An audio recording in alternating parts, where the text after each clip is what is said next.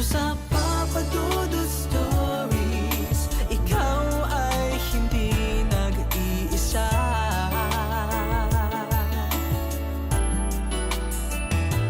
Dito sa Papa Dudut Stories, may nagmamahal sa'yo.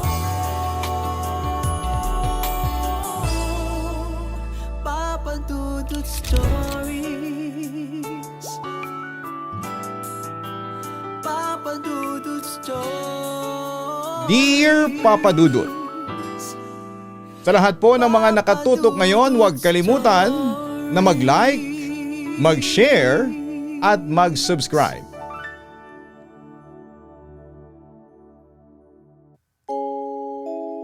Ang bawat lugar na ating pinupuntahan ay mayroong mga pamahiing pinaniniwalaan at mga mahahalagang kaugalian na kanilang sinusundan.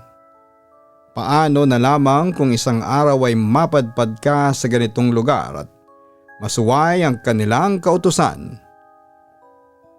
Dear Papa Dudut, itago mo na lamang ako sa pangalang Malcolm, isang 30 years old na office worker na nakatira dito sa Rizal. Ang kwento po na nais kong ibahagi sa inyo ay hindi po sa aking personal na nangyari, kundi sa dati kong katrabaho na itago na lang natin sa pangalang Nick. Bagaman at naroon din po ako noong panahong mangyari sa kanya ang bagay na hindi namin akalain na mangyayari pala sa totoong buhay. Mas bata sa akin si Nick ng 3 taon. Medyo may pagkamayabang pero pagdating sa trabaho ay wala ka namang mairereklamo sa kanya. May pagkamadaldal at minsan ay maiinis ka na lamang sa sobrang ingay ng kanyang bibig, kakabida ng kanyang mga hindi naman alam kung totoong mga istorya. Ayon sa kanya ay hilig niya ang mag-nature tripping at madalas nga kaming yayain na sumama sa kanya minsan. Ako naman po ay walang pakialam sa kanyang mga sinasabi at ugaling ganito. Ang mahalaga lang naman sa akin ay matapos niya ang kanyang mga trabaho dahil may ugali ang manager namin na ipasa sa amin ang mga hindi tapos na work ng iba naming mga kaopisina. Unfair, hindi ba? Mabuti na nga lamang at matino at responsable ang aking mga katrabaho dahil ayaw nila na makaabala sa iba. In fairness naman kay Nick ay mabilis siyang gumawa ng kanyang mga dapat gawin at kapag magli-leave naman para sa kanyang mga lakad ay wala siyang pinipending na mga office works. Since medyo stressful nga ang aming trabaho dahil nakatoka kami sa sales and accounting, ay may pakonsuelo naman sa amin ang aming kumpanya. Kada taon ay may ino-organize silang team building or relaxation time para sa kanilang mga empleyado. Kapag dumating ang summer ay doon ito madalas gawin ng aming kumpanya. Sa pagkakataong ito ay hinayaan kami ng mga nasa itaas kung saan namin nais isagawa ang aming team building. Dahil medyo bida-bida nga itong si Nick, ay nagsuggest ito na kung pwede daw ba ay mag-nature tripping kami at madami daw siyang alam na lugar na pwede naming dayuhin na mura at siguradong nakaka-relax. Wala namang problema sa amin ito. Nagkataon din kasi na itinapat ito ng aming kumpanya sa long weekend vacation. Kaya naman masusulit din talaga namin if ever man na magbiyahe kami sa malayong lugar. Bandang probinsya kasi ang sinabing location ni Nick. Medyo nakaka-excite dahil kadalasan ay mga resort lang naman kami nagpupunta na located lang din naman sa lungsod. Ayon kay Nick, may falls daw dito at magandang tanawin. Bukod pa dito ay mababait din daw ang mga katutubong lokal. Kaya naman kung gusto naming maggala sa lugar na yon ay handa mga ito na maging tour guide ng walang bayad. Isang araw bago ang aming pag-alis ay sabay-sabay kaming namili ng aming mga dadalhin. Si Nick ay siyang naging tanungan namin dahil bihira naman kaming mapadpad sa ganong lugar. At siyang nakakaalam kung ano ang mga bawal at pwedeng dalhin dito. Tinanong din namin siya kung anong klaseng mga katutubo ang naninirahan dito. Malugod naman niya kaming sinagot na ang mga katutubo daw doon ay ang mga na-stuck sa nakaraan, meaning mahilig pa ding magsagawa ng mga ritual na kanilang paraan bilang pagsamba sa mga anito o diyosa ng kabundukan. Madalas daw mag-alay ang mga ito ng prutas o di kaya naman ay mga hayop upang panatilihin ang kanilang tinuturing na mga tagapag-alaga ang kasaganahan sa kanilang lugar. Natutuwa nga daw siya sa mga ito dahil sa totoo lang ay kahit mahirap ang buhay ng mga katutubo doon ay hindi sila nawawalan ng makakain sa pang-araw-araw. Pabiro naman naming siyang tinanong kung naniniwala din ba siya sa mga sinasabi ng mga ito na mga diyosa. Natatawa lamang niya kaming sinagot na hindi naman umano ibig sabihin na natutuwa siya sa mga ito ay naniniwala na din siya sa mga pinapaniwalaan nila. Moderno na nga daw ang panahon ngayon. Kaya naman ang ganung mga kwento ay dapat na iwanan na lamang sa nakaraan dahil ang sarili nating kapalaran ay nasa ating mga kamay. Naisip ko naman na may point siya sa bagay na yon. Pero syempre ay hindi po ito sinabi ng aking mga kasamahan dahil baka biglang pagtawanan lamang nila ako. Nang matapos na kaming mamili ay naghiwa-hiwalay na din kami ng landas upang iayos na rin ang aming mga pinamili. Maaga din kasi ang aming alis dahil nga sa medyo malayo ang aming destinasyon.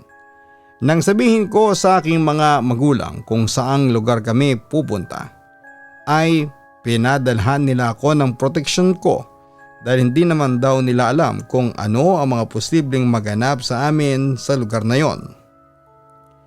Mahalaga daw na kapag nandun kami ay huwag na huwag kaming mag-uwi ng kahit na anong bagay na galing sa lugar na ito sa aming probinsya.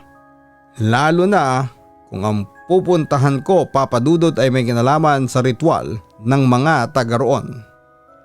Hindi na rin naman ako nagtanong sa kanila kung bakit wala din naman kasi akong balak gawin na mga yon dahil ang balak ko lamang ay makapag-enjoy ng walang naabalang ibang tao. Kinabukasan na ay madaling araw na. Nag-aral na ako tungo sa aming opisina dahil dito ang aming meeting place ay may service din naman kasing inihanda ang aming kumpanya upang hindi na kami manirahan at mag-commute pa. Ang hassle din kasi na palipat-lipat ng sasakyan kaya naman papadudot mas okay din na meron kaming magagamit just in case na may iba pa kaming pupuntahang lugar bukod doon sa aming tinutuluyan. Panay naman ang kwento ni Nick habang nasa biyahe kami kaya naman kahit wala pa kami sa lugar na yon ay pakiramdam namin ay taga roon na rin kami dahil nga sa grabe ang pagkukwento niya. Okay na rin naman yun para hindi din kami manibago lalo na at dayo lamang kami dito. Ilang oras na rin ang binabaybay namin sa daanan at medyo patanghali na rin nang makarating kami doon. Pagkababa pa lamang namin ng sasakyan ay agad na kaming binati ng mga katutubo doon. Para bang VIP ang datingan namin kaya naman medyo nahiya din ako. Kabaligtaran naman ng inastan ni Nick, feel nito ang pagtatrabaho sa kanya ng mga tao doon. Nakala mo ay isa syempreng importanteng bisita. Ang itsura ng lugar na yon ay parang normal na village lang ba na karaniwang tinitirhan ng mga tao sa probinsya. Yung iba kasi kapag sinasabing mga multo, ang nakikita ay iniisip kaagad nila na nasa bundok ang mga ito. Pero sila ay matatagpuan sa may ibaba ng bundok na aming pag-uusapan. Malaki ang lugar na yon at 3 tila malalaking puno ang kanilang ipinahiram sa amin. Kasama ko sa silid papadudot, si Nick at ang 2 pa naming katrabaho. Matapos naman kaming ihatid noon ay umalis na ang mga lokal na maghahanda daw ng kanting salo-salo para sa amin. Todo pasasalamat ko sa kanilang ginawang pag-aasikaso. Inaayos lamang namin ang aming mga gamit bago muling lumabas upang magmasid-masid sa paligid. Maganda ang lugar na yon, Papa Dudut. Refreshing ang hangin. Kaya naman talagang nakaka-relax ang ambience dito. Marami din ang mga nakatira doon, may ilang mga nakasilip sa amin at parang noon lamang nakakita ng ibang tao. Sabi ni Nick ay ganun daw talaga dahil bihira naman umano ang bumibisita sa kanilang lugar. Natagpuan lamang daw niya ang hidden gem na yon nang matapos siyang dalhin dito ng isa sa kanyang mga kakilala. Habang abala kami sa pagmamasid ay napansin namin ang mga taga roon na paakyat sa bundok.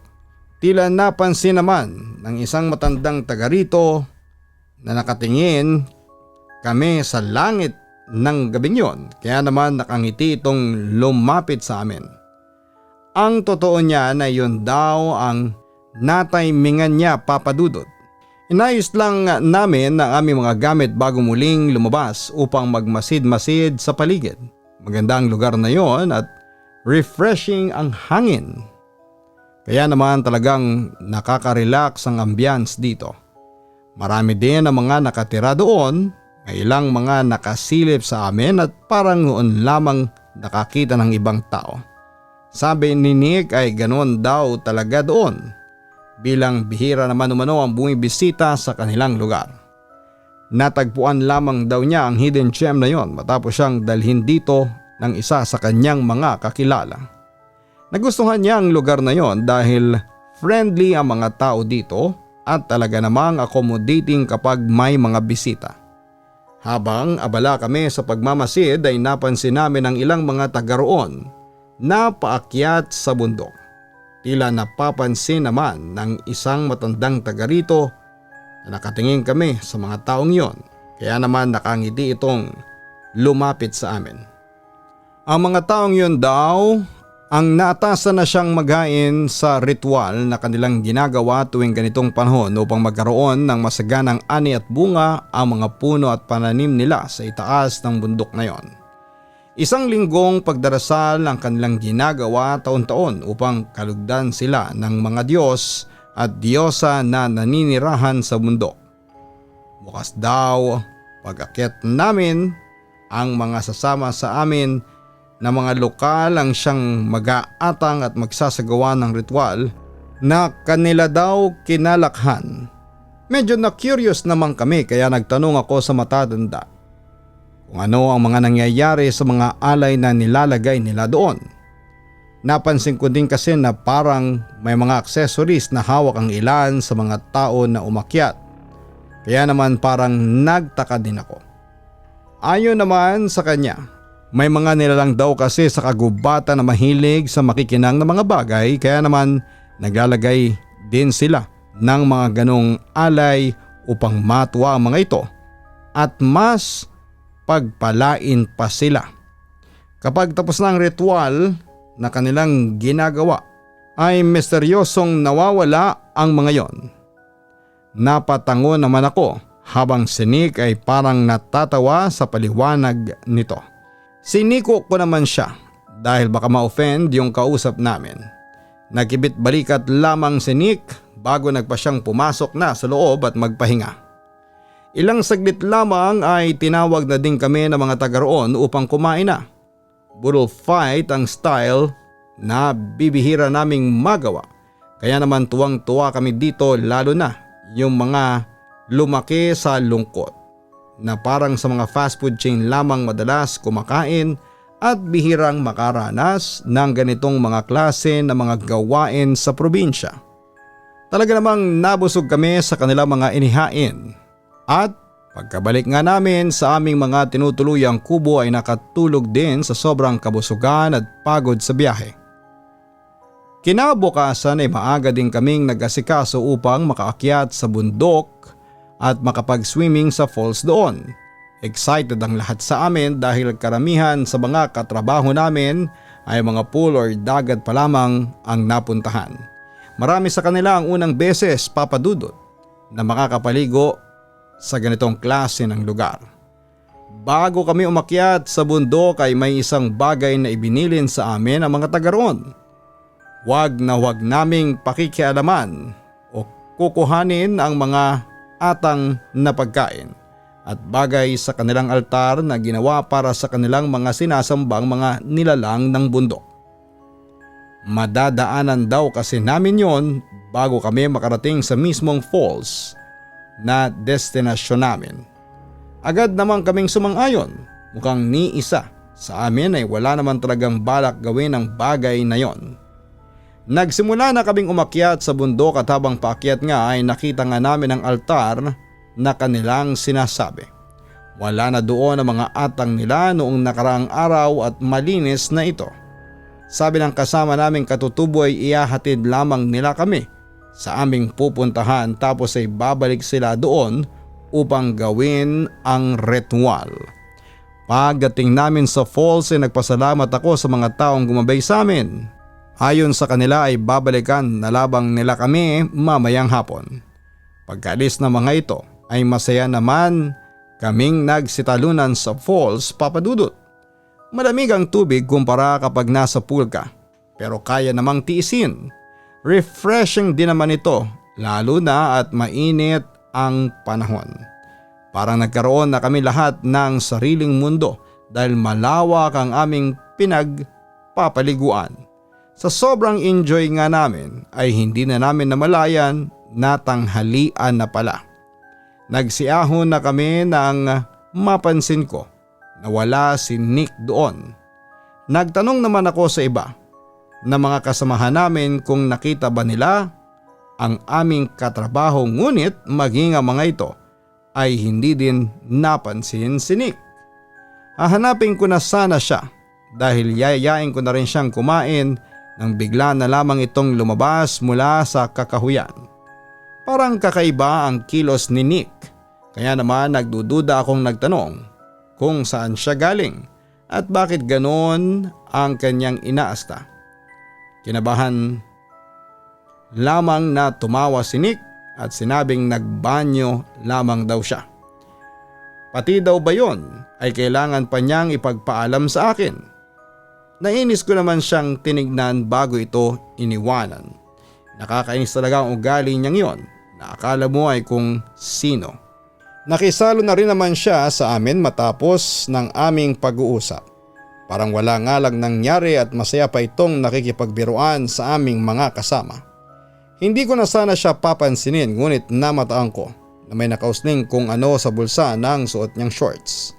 Agad ko siyang nilapitan at tinablot ang bagay na nakausli dito at doon nga ay nakita ko ang isa sa mga tila gintong bracelet na kasama sa mga inatang kanina ng mga katutubong lokal. Galit naman niyang hinablot ang bagay na hawak ko at sinabihan ako ng pakialamero. Hindi ako makapaniwala na nagawang kunin ni Nick ang bagay na yon. Kahit alam kong masama ay natawag ko talaga siyang magnanakaw dahil sa pagkuha niya sa bagay na yon nang walang permiso. Sinabi ko din sa kanya na hindi niya alam ang kanyang ginagawa dahil maaaring maggalit ang mga pinag-alaya ng bagay na yon at maaaring may maging balik sa kanya ang kalapastanganan niyang yon. Malakas lamang na tumawa si Nick at nagmamayabang pa sa akin na wala namang mangyayari sa kanya dahil ang mga sinasamba naman ng mga tao doon ay mga gawa-gawang urban legend creatures lamang. Sayang naman daw kung iiwan lamang yon at kukunin lamang ng mga ligaw na hayop maaari naman daw naming mapakinabangan. Sasagot pa sana ako ngunit inawat na rin kami ng aming manager. Huwag na daw naming pagawayan ang ganong mga kasimpleng bagay at nasisira umano ang essence ng pagtitipon na yon. Bagaman at gusto ko pang ipabalik kay Nick ang kanyang kinuha ay mukhang wala naman itong balak na isauli ito. Kahit pa nga anong mangyari, Nakita ko pa kung paano ako tinignan ni Nick na parang nangaasar. Kaya naman hinayaan ko na lamang siya kesa naman masira ko pa ang aming kasiyahan. Hanggang sa bumaba kami sa bundok na yon at matapos ang aming paliligo ay hindi ko naman na kinausap pa si Nick. Ayoko magalit sa amin ng mga tao doon sa baryong aming tinutuluyan kaya naman pinili ko na lamang din na huwag isumbong ang ginawa ng aking katrabaho. Hindi ko malubos maisip na ang simpleng pananahimik kong yon ay may matinding balik sa aking katrabaho. Nung una kasi ay wala namang naganap sa kanya. Lumipas nga ang ilang araw naming pananatili doon ay wala namang nangyaring kung ano na siyang mas nagpayabang kay Nick. Mayay-maya ang parinig nito sa akin na kung ano-ano raw ang sinasabi kong balik hanggang ngayon ay wala namang nangyayari sa kanya. Papaldo na daw siya pagbalik namin sa lungsod dahil mukhang legit na gold ang kanyang nakuhang bracelet.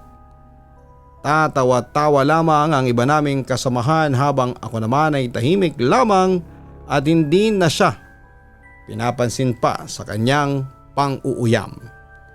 Nang papauwi na kami at nasa biyahe na ay masaya pa ding nagmamalaki si Nick sa kanyang ginawang kalokohan. Sinabihan pa nito ang ibang mga katrabaho namin na dapat daw ay maging ang mga ito ay kumuha na rin doon upang maiuwi na souvenir. Sana daw ay lahat kami ay mayaman na. Kesa makinig sa kanyang mga sinasabi ay pinili ko na lamang na matulog. Natotorete na din kasi ang aking tenga sa paulit-ulit niyang mga sinasabi. Hindi pa man ako nakakaidlip ng matagal ay nagulat na lamang ako nang biglang magsigawa ng mga katrabaho ko. Napamulat ako ng aking mga mata upang tignan kung ano ang mga nagaganap doon. Nakita ko si Nick na nanginginig ang katawan at bumubula ang bibig nito. Sa unang tingin ay aakalain mong nalalason siya. Ngunit ang pamumuti ng kanyang mga mata ang senyales na hindi lamang ito simpleng pagkalason. Ilang saglit pa nga ay tumigil ang kanyang tila pagsisisure at lungay-ngay na yumuko si Nick. Akala namin ay ayos na ang lahat ngunit nagkakamali pala kami.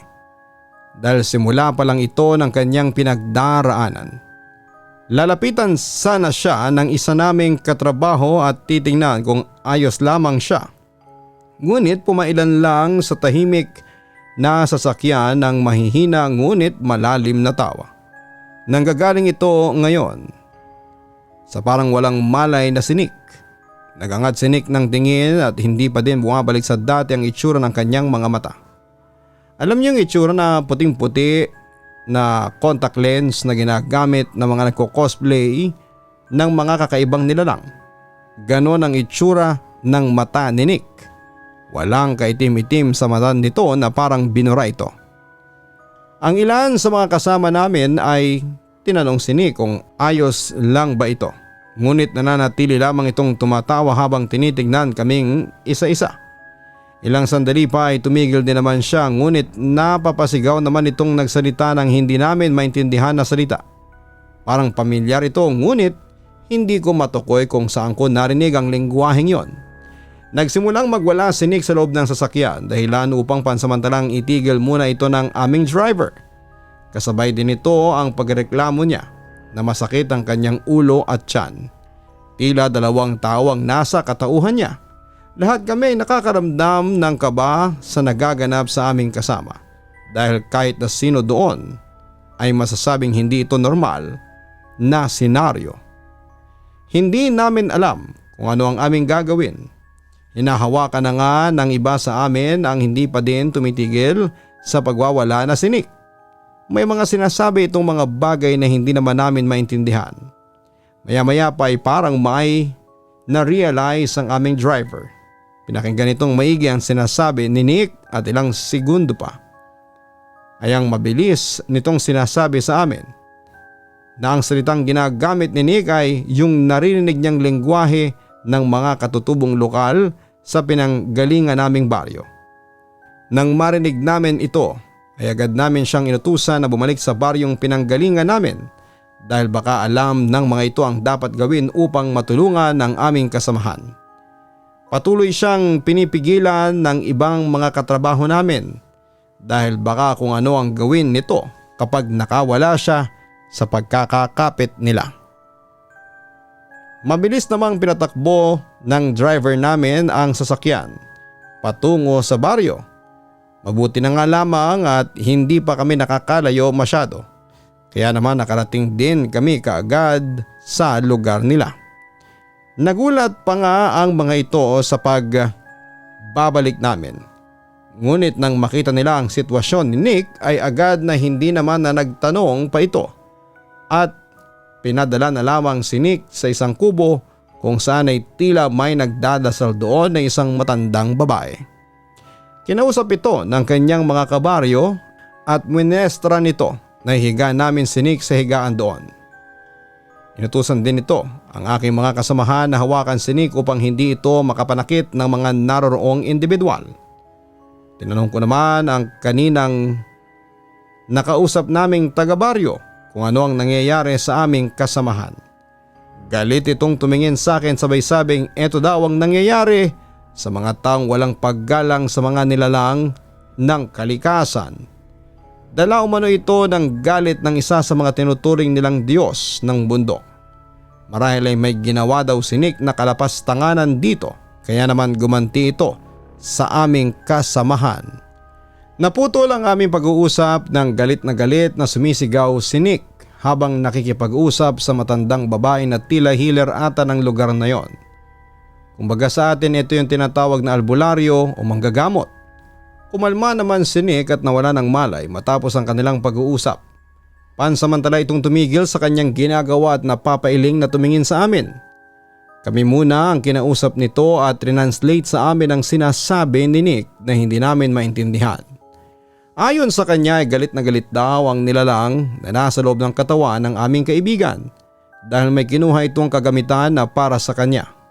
Ito daw ay isang harap-harapang paghahamon sa kanyang katayuan bilang tagapangalaga ng bundok at isang kawatan ang aming kasama. Tinanong naman namin siya kung ano ang nais ng sinasabi nilang Diyos na yon upang umalis na ito sa katawan ni Nick. Ngunit iiling-iling lamang ito. Mahirap daw na pakalmahin ang galit na nararamdaman ng nilalang na yon dahil grabe daw ang ginawa sa kanya ng aming kasamahan. Bagaman at kalmado na si Nick sa ngayon ay dahil lamang daw yon sa sinupil niya ang pagpapakita ng nilalang na ito sa kanyang katawan. Sa ngayon daw ay kailangan muna naming iwanan si Nick sa kanyang bahay, hindi ito maaaring lumabas o umalis doon dahil mas madadagdagan ang galit ng nakasapi dito. Kahit na medyo alanganin kami, ay nagpasya kaming iwan doon ang aming kasamahan habang kami ay mananatili muna ng isa pang araw sa aming mga tinutuluyang lugar noong nandun kami. Hindi ako pinatulog ng pangyayaring yon at maging ang mga kasamahan ko ay mukhang ganoon din ang nararamdaman. Lahat kami parang natulala lamang dahil hindi namin alam kung paano namin haharapin ang kaganapang yon. Dito na ako nagpasyang magsalita at kausapin ang aking mga katrabaho. Sinabi ko sa kanila na aminin namin na alam naming may kinuhang bagay si Nick sa may altar ng atang ng mga taga-baryo. Marahil kapag ginawa namin ito ay may maitulong kami kay Nick at humupa ang galit ng sinumang nakasapi sa kanya. Sumangay naman ang aking mga kasamahan kahit 10 oras na ng gabi ay pumunta kami sa bahay ng matandang manggagamot at doon ay sinabi namin ang lahat ng ginawa ni Nick. Inamin namin na nagka-interes ito sa gintong bracelet na atang nila sa mga nilalang sa kalikasan at sinubukang iuwi ang bagay na yon. Galit na galit naman sa amin ang matandang babae at sinabi na hindi daw ba kami nasabihan ng aming mga magulang na huwag mag-uwi ng kahit na anong bagay na maaaring may kaugnayan sa mga kakaibang nilalang sa lugar na aming pinupuntahan. Masyado raw sakim si Nick, kaya naman eto ang napala niya. Hanggat hindi na ibabalik ni Nick ang kanyang ninakaw mula sa altar, ay hindi aalis sa kanyang katawan ang nilalang na ito. Nang marinig ko ito ay agad kong hinanap sa mga gamit ni Nick ang kanyang kinuhang bracelet. Nang makita ko ito ay pinakita ko yon sa matandang babae. Sinabi nito na bukas din ay kailangan si Nick mismo ang magbalik nito dahil kailangan niyang personal na humingi ng tawad sa kanyang nilapastangang Diyos. Pinayagan naman kami nito na bantayan si Nick na hanggang ngayon ay hindi pa din nagkakamalay simula nang makatulog ito. Wala sa amin ang natulog at binantayan lamang ang aming katrabaho. Kinabukasan ay parang hinang-hinang nagising si Nick. Nagtatanong ito sa kung ano nga bang nangyari sa kanya. Doon namin sinabi ang lahat at ang mga kailangan niyang gawin upang gumaling na siya sa kung anumang nararamdaman niya. Willing naman siyang gawin ang ibinilin ng matandang manggagamot. Kaya naman ang oras ding yon ay nagpasama kami sa mga taga roon upang makapunta sa altar. Pinagdala ng mga ito si Nick ng alay na kanyang ilalagay sa altar. Tahimik kaming umakyat sa bundok at nang makarating nga kami sa aming pupuntahan ay agad na nagdasal si Nick. Ilagay din niyang muli ang gintong bracelet na kanyang kinuha mula sa pinagkuhanan niya. Taimtim siyang nagdasal doon. Kasabay niya ay nagdadasal din ang mga kasama naming mga taga-baryo. May inabot kay Nick na isang manok ang mga ito at inutusan siyang ialay ito sa altar. Bagaman at parang nandidiri si Nick ay ginawa pa din naman niya ang inuutos ng mga ito. Pagkatapos niyang gawin yon ay humangin pa ng malakas. Lahat kami nagulat nang bigla na lamang tila kinumbulsyon si Nick. Muling nabuti ang kanyang mata at nang kumalma na ang kanyang panginginig ay mahinahon itong nagsalita. Dito na lumapit ang matandang manggagamot at dinasalan si Nick. Ayon sa mga taga-baryo ay sinabi daw ng nilalang na nakasabi kay Nick na patatawarin na niya ang taong yun ngunit hindi na ito muling makakatapak pa sa kanilang pinamumunuang bundok. Kapag bumalik daw si Nick doon ay tuluyan na nila itong kukunin at hindi na ibabalik pa sa aming mundong ginagalawan. Matapos ng ilang saglit na pagdarasal ng manggagamot ay bumalik na rin naman sa dati si Nick. Hinang-hinaman ito ay masaya naman daw siya na ayos na ang lahat. Agad naman kaming pinaalis sa lugar na yon ng mga taga-baryo. Halatang galit ang mga ito sa amin na naiintindihan naman namin. Matapos kasi nila kaming pakitunguhan ng maayos ay ganun pa rin ang ginanti namin sa kanila. Humingi kami ng pasensya sa kanila dahil sa aming nagawa at nangakong hindi na muli pang babalik sa kanilang lugar. Tahimik kaming umalis sa lugar na yon. Pagbalik namin sa Maynila kung saan kami nagtatrabaho ay agad na nagpasa ng resignation si Nick. Nahihiya daw siya sa amin sa kanyang ginawa at hindi na niya alam kung paano pa siya haharap sa amin dahil sa gulong kanyang dinala. Pagka-uwi ko naman sa amin ay nabanggit ko sa aking mga magulang ang mga naganap sa amin. Ayon sa kanila ay maswerte pa kami dahil mabait ang nilalang na yon na sumapi kay Nick. May iba daw kasi talagang mga anito na hindi nagpapatawad. Wala naman na po kaming naging balita kay Nick matapos naming maghiwalay ng landas. Hanggang ngayon po ay medyo sariwa pa din sa akin ang kaganapang yon. Bagaman kasi at hindi ako ang mismong nakagawa ng ganong kasalanan ay naging aral ito sa akin na kahit na anong mangyari, marapat na makinig sa mga tagubilin na mga nakakatanda at huwag maging bastos o mayabang kapag nasa ibang lugar ka. Hanggang dito na lamang po ang aking liham, Papa Dudut. Maraming salamat po sa inyong oras and more power po sa inyong programa. Lubos na gumagalang, Malcolm. Ang pagiging ganid sa mga makamundong bagay ay maaaring magdulot sa atin ng kapahamakang hindi natin inaasahan. Lalo pa nga at kung ang bagay na ating pinag-iinteresan ay nakalaan para sa mga nilalang na nagsisilbing tagapangalaga ng kabundukan. Matuto sana tayong makontento at makinig sa sinasabi ng iba upang sa gayon ay hindi tayo makagambala ng mga nananahimik na nilalang.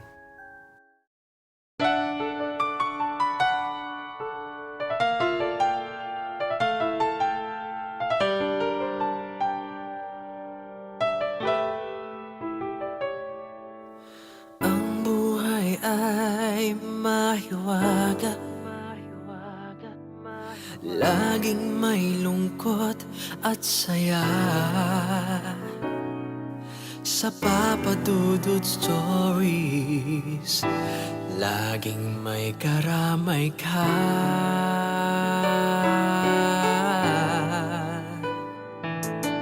Mga problemang kay bigat,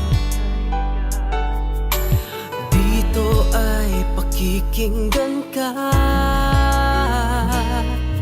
Sa Papa Dudut Stories, kami ay iyong kasama. Dito sa Papa Dudut Stories, ikaw ay hindi nag-iisa.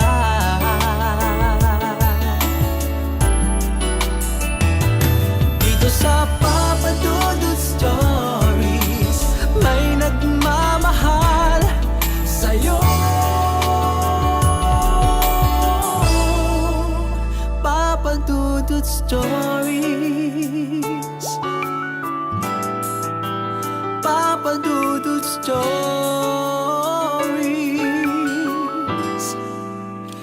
Papa Dudut Stories.